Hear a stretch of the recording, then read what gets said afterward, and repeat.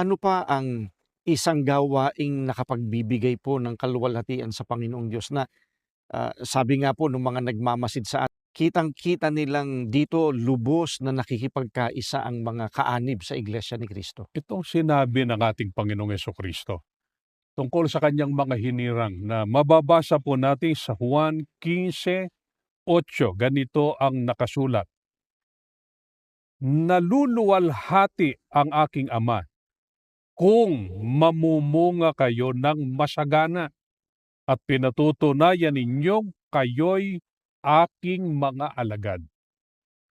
Kitang-kita po sa napakaraming kapatid ang lubos na pakikipagkaisa sa gawaing may kinalaman sa pag-aanyaya po sa kanilang kapwa para makinig ng mga salita ng Diyos na sinasampalatayanan ng Iglesia ni Cristo. Dahil ito'y nakaluluwalhati sa Diyos. Magbunga ng masagana, mga taong nagbabalik loob sa Diyos.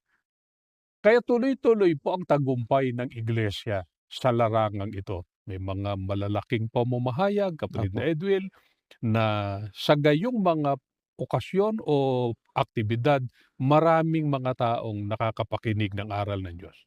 Dumarating ang panahon, bunga ng pagkaunawa, sila man ay natatawag sa iglesia at nakakasama natin sa paglilingkod sa Diyos.